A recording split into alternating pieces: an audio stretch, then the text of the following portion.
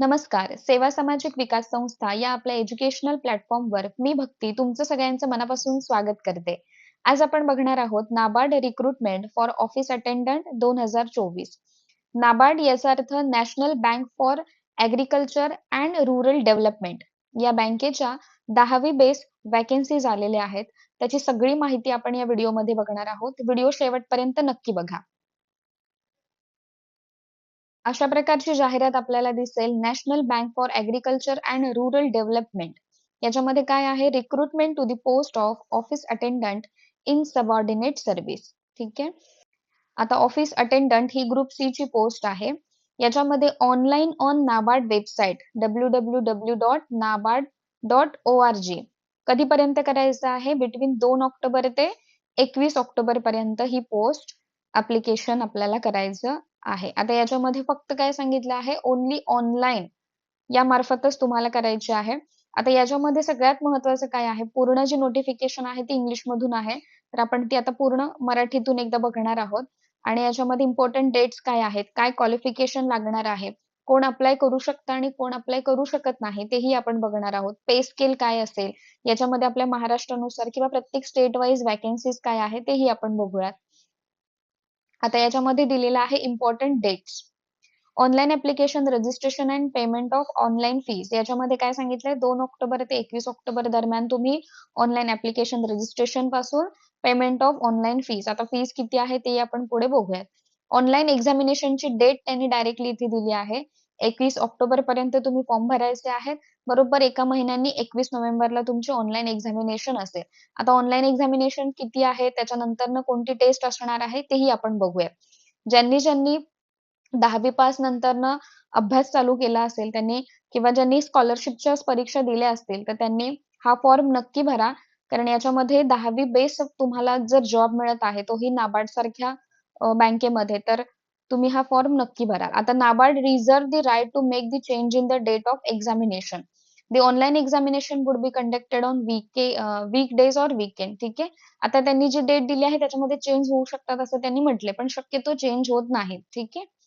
पुढे आपण बघूयात. आता याच्यामध्ये नंबर ऑफ वॅकन्सीज जसं मी म्हटलं प्रत्येक स्टेट वाईज रिजनल ऑफिसेस जसे आहेत त्यानुसार त्यांनी दिलेले आहे. आता आपण महाराष्ट्राच्या बघूयात. महाराष्ट्राच्या इन्क्लूड हेड ऑफिस मुंबई. ठीक आहे. मुंबईचे जे हेड ऑफिस आहे त्याच्या सगळ्या जागा धरून त्यांनी इथे दिलेल्या आहेत. याच्यामध्ये अनरिझर्वड साठी 10 जागा आहेत. एससी साठी जागा नाही आहेत. एसटी साठी 8 जागा आहेत. ओबीसी साठी 14 जागा आहेत. ईडब्ल्यूएस साठी 3 जागा आहेत. अशा टोटल 35 जागा आपल्या महाराष्ट्रासाठी आहे. ठीक आहे. आता याच्यामध्ये ज्या कॅटेगरीच्या जागा नसतील तर तुम्ही अनरिझर्वड मधून सुद्धा फॉर्म भरू शकता. याच्यामध्ये पीडब्ल्यूडी आणि एक्स सर्व्हिसमॅन याच्या पण जागा दिलेल्या आहेत त्याही आपण चेक करू शकता. आता पुढे याच्यामध्ये महत्वाचं काय आहे की या बॅकलॉग वॅकन्सीज कोणत्या आहेत, कशा आहेत त्याही सांगितलेले आहेत. इथे नोट मध्ये त्यांनी दिलेले आहे candidates can apply for vacancies in one state only. एका स्टेट मध्ये तुम्ही अप्लाय करायचं आहे आणि एकाच कॅटेगरी मधून कराल. ठीक आहे. Guidelines for reserved category candidates. आता जे रिझर्वेशन आहे एससी एसटी ओबीसी असेल किंवा पर्सन्स विथ बेंचमार्क डिसॅबिलिटी आहे त्या सगळ्याचे इथे तुम्हाला गाईडलाईन्स दिले आहेत. तर ज्या कॅटेगरीनुसार असेल त्या सगळ्या एकदा आपण रीड करून घ्यायच्या आहेत. ठीक आहे. आता पुढे याच्यामध्ये बघितलं तर इथे job profile for office attendant दिलेला आहे. म्हणजे ऑफिस अटेंडंटचं काम काय असेल बँकेमध्ये या प्रकारचं इथे तुम्हाला सांगितलं आहे. सगळे पॉइंट्स तुम्ही रीड करून घ्यायचे आहे. जवळपास एक 15 पॉइंट आहेत की तुम्ही कशा प्रकारचं काम करू शकाल. ठीक आहे. पुढे आपण जर बघितलं एलिजिबिलिटी क्रायटेरिया एज्युकेशनल क्वालिफिकेशन आहे. आता हे सगळ्यात मस्ट आहे. ठीक आहे. आता 1 ऑक्टोबर 2024 पर्यंत तुमचं काय कम्प्लीट असलं पाहिजे आणि काही नाही असलं पाहिजे. Candidate should have passed 10th standard SSC और मॅट्रिक्युलेशन म्हणजे 10वी पास तुम्ही असला पाहिजे फ्रॉम द कन्सर्न स्टेट और युनियन टेरिटरीज. म्हणजे तुम्ही ज्या स्टेट मधून फॉर्म भरत आहात तिथून तुम्ही तुमचं 10वी पास केलेलं असलं पाहिजे. Coming under state or regional offices he or she applying. Such qualification should be from recognised board. ठीक आहे. म्हणजे जे आपलं रेकॉग्नाइज्ड बोर्ड आहे त्याच्यानुसार तुमचं असलं पाहिजे. In addition to the above, the candidate should be domicile of the state or union territory coming under the regional jurisdiction of. In addition याच्यामध्ये काय सांगितलंय डोमासाईल तुमच्याकडे असलं पाहिजे ज्यासाठी तुम्ही अप्लाय करत आहात. जिथे आता समजा तुम्ही महाराष्ट्राचे आहात, तर महाराष्ट्राचा वय अधिवास जो आपण म्हणतो डोमासाईल ते तुमच्याकडे असलं पाहिजे. याच्यानंतर ना candidate should be an under graduate. Candidate हा अंडर ग्रॅज्युएट असला पाहिजे, म्हणजे जे आता 12वी नंतर कॉलेज गोईंग आहेत, ठीक आहे, तर तेही अप्लाय करू शकतील. Candidates possessing graduation and higher qualification are not eligible to apply. याचा अर्थ काय? 10वी पास तुम्ही असला पाहिजे, म्हणजे तुम्ही 11वी 12वी किंवा कॉलेज गोईंग असाल तर हा फॉर्म भरू शकता. Candidates possessing graduation are and higher qualification are not eligible. Okay. त्याच्यानंतर महत्वाचं काय आहे याच्यामध्ये, एक्स सर्व्हिसमॅन साठी दिलेलं आहे की should at least have pass 10th standard and rendered at least 15 years of defence service. ठीक आहे. पुढे याच्यामध्ये काय सांगितलं आहे नोट मध्ये, त्यांचं 1 ऑक्टोबरच्या आधी जे मिनिमम क्वालिफिकेशन आहे ते पास असलं पाहिजे. ठीक आहे. म्हणजे आता जरी तुमचं 10वी पास असेल तरी तुम्ही फॉर्म भरू शकता. पुढे आता याच्यामध्ये महत्वाचं आहे वय. वय तुम्हाला 18 ते 30 मध्ये दिलेलं आहे. आता याच्यामध्ये सांगितले की 2 ऑक्टोबर 1994 च्या आधीची डेट नसावी आणि 1 ऑक्टोबर 2006 नंतरची डेट नसावी. ठीक आहे. आता याच्यामध्ये रिलॅक्सेशन आहे एससी एसटी साठी 5 वर्ष, ओबीसी साठी 3 वर्ष, पर्सन्स विथ डिसॅबिलिटीचा आहे 10 इयर्स जनरल साठी, 13 इयर्स ओबीसी साठी आणि 15 इयर्स एससी एसटी साठी. आता याच्यामध्ये एक्स सर्व्हिसमॅन आणि याच्यासाठी एक 3 वर्षाचा आहे, मॅक्झिमम 50 इयर्स पर्यंत आहे आणि वुमेन्स ज्या आहेत त्याच्यासाठी 10 इयर पर्यंत सांगितलं आहे. आता पुढे कास्ट क्रायटेरिया मध्ये जे जे कास्ट नुसार आहे ते एकदा चेक करून घ्यायचं आहे प्रत्येकाने. SC/ST OBC candidates from Maharashtra are mandatorily required to submit validity certificate issued by the scrutiny committee. ठीक आहे. आता याच्यामध्ये जे कॅन्डिडेट्सना कास्ट सर्टिफिकेट येतं तर त्यांनी कास्ट व्हॅलिडिटी सर्टिफिकेट सुद्धा सबमिट करणं गरजेचं आहे. Reservation for economically weaker section तेही एकदा वाचून घ्यायचं आहे की कशा प्रकारचं तुम्हाला लागणार आहे ते. ठीक आहे. आता इथे महत्वाचं काय आहे, सिलेक्शन प्रोसिजर. जसं मी म्हटलं ऑनलाईन एक्झामिनेशनची त्यांनी तारीख दिलेली आहे 21 नोव्हेंबर.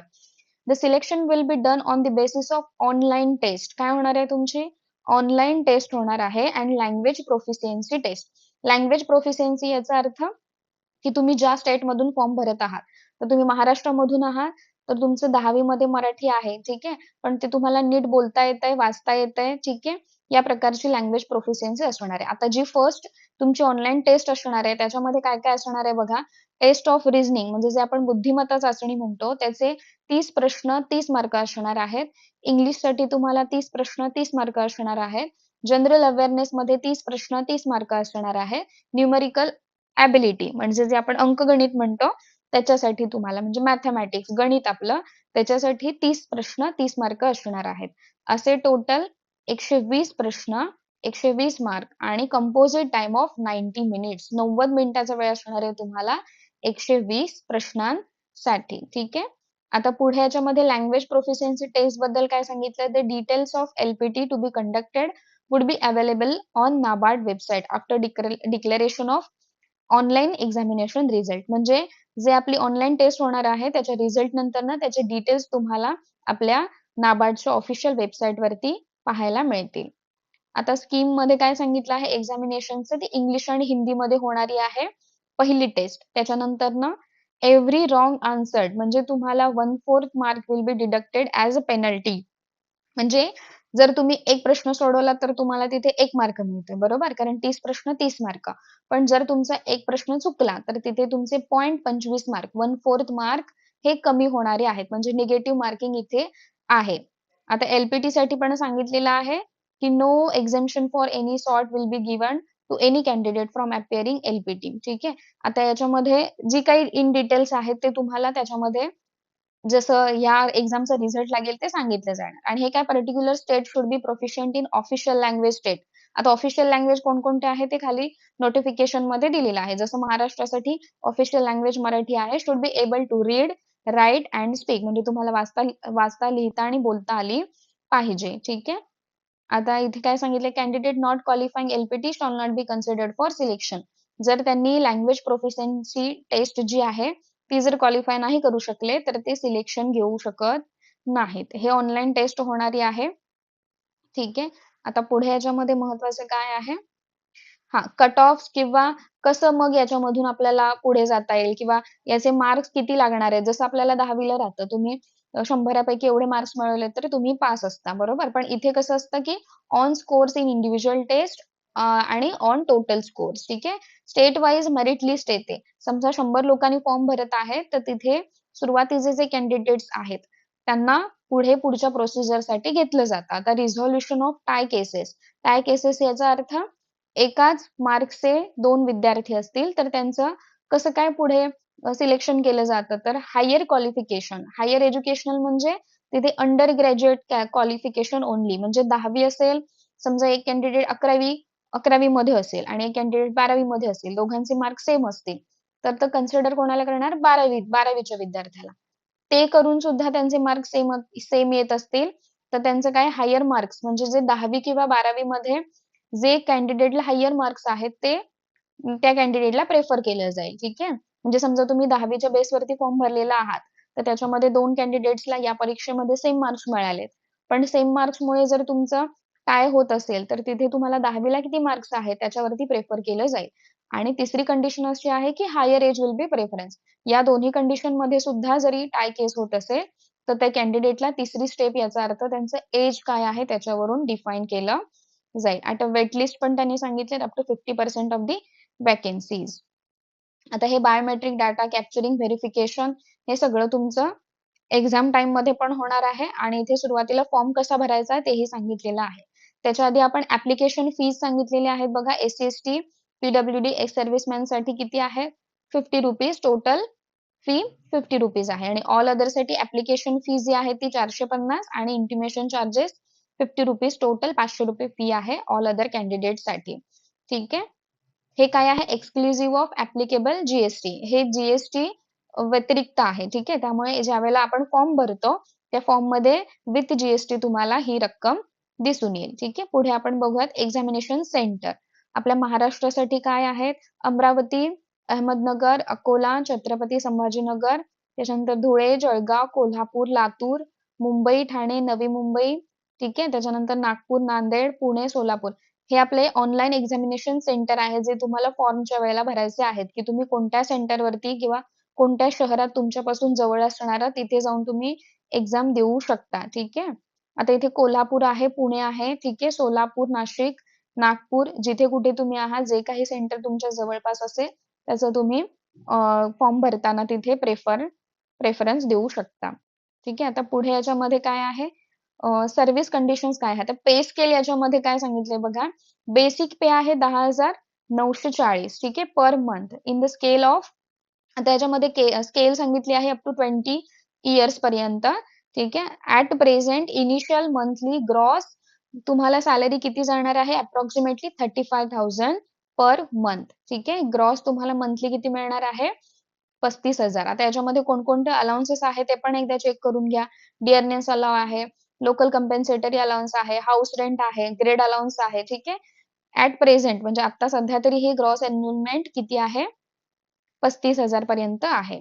ठीक आहे. आता हे प्रोबेशन किती 6 महिन्यांचं असणार आहे. 6 महिन्यानंतर ना डिपेंड आहे बँक वरती की ते प्रोबेशन वाढवू शकतात किंवा जे काय आहे ते पुढे कंटिन्यू करू शकतील.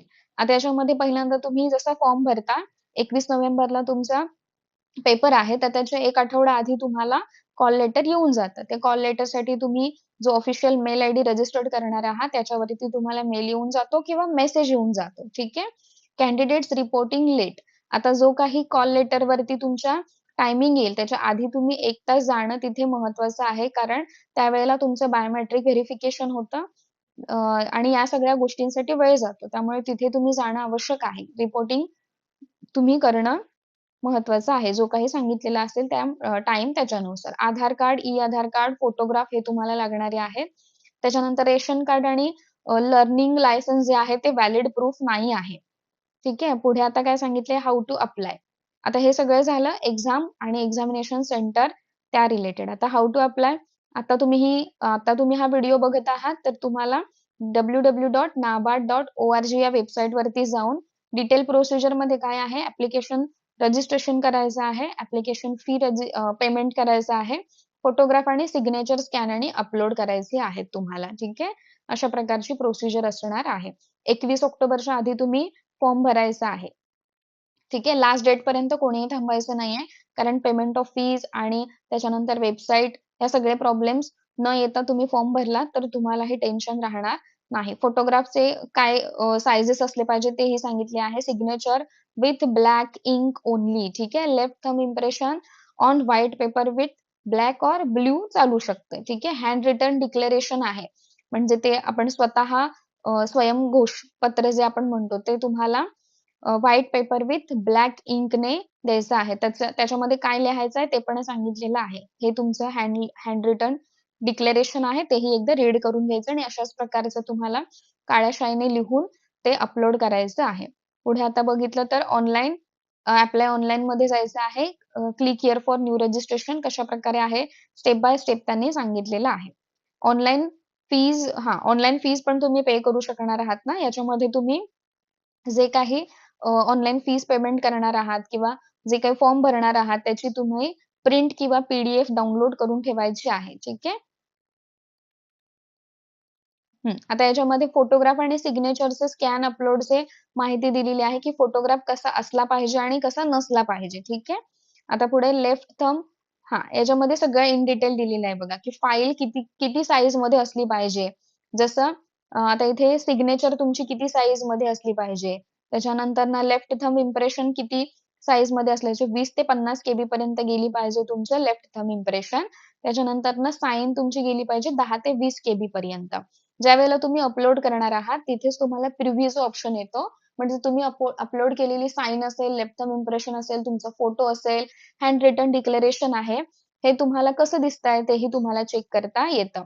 Hand written declaration in capital letters shall not be accepted. म्हणजे जे वरती हँड रिटन डिक्लेरेशन दिलेलं आहे ते कॅपिटल लेटर्स मध्ये न लिहिता जसं दिलंय तसं लिहायचं आहे. फोटोग्राफ स्कॅनिंगचं सांगितलं आहे, कशा प्रकारे स्कॅन करू शकता, अपलोड करू शकता. ठीक आहे.